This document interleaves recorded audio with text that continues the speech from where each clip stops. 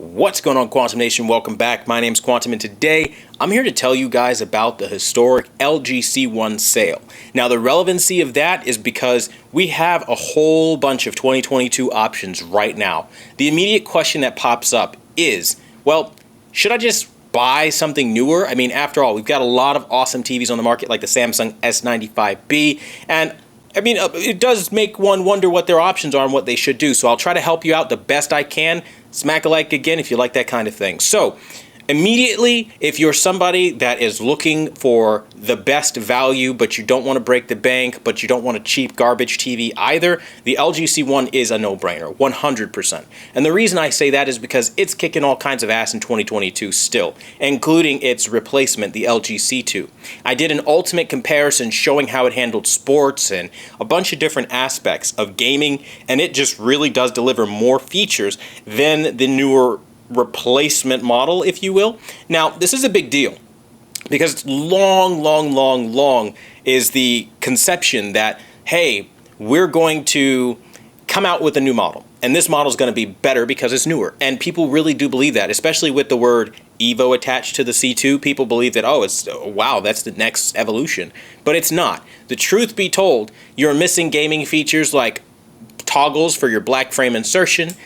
And again, if you don't really know what that is in English, you're just missing a feature. And then the same can be said when you look at motion. Motion is just not as smooth and as clean. Particularly for me, when I was watching Demon Slayer, the Entertainment District arc, I noticed a lot of motion jitters and slip-ups and artifacts, and it was actually to the point where I started getting nauseous because of the motion on the LG C2.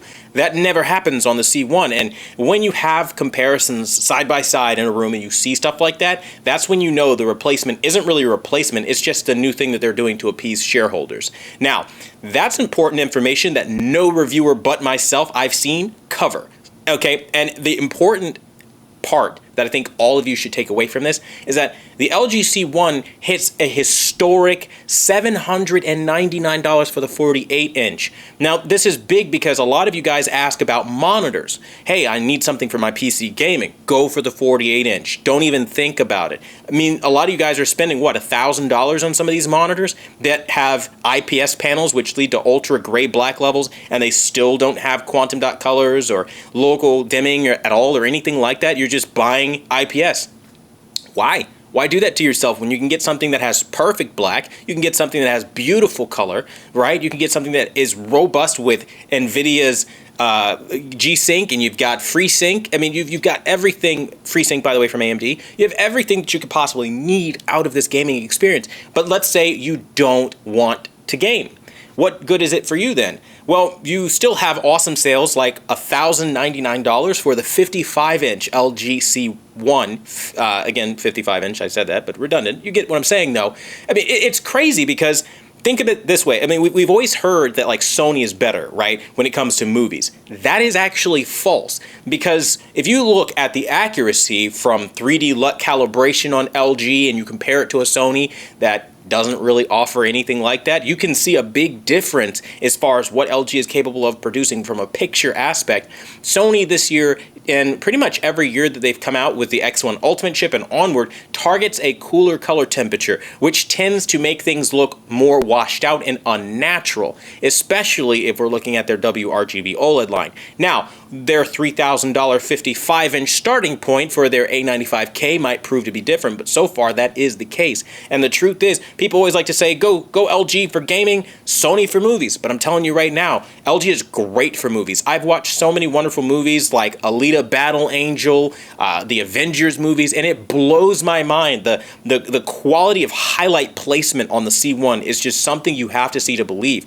Now, unfortunately, of course, I can't show you all that stuff because of copyright. That's just how it works. But when you see it, you'll know what I'm talking about. And to be able to get that for a mere $1,099 for the 55-inch, and then if you want the 48-inch, $799, we're in budget TV territory at this point. I know $799 doesn't really seem like a budget price, but unfortunately with inflation these days, that's just what it is.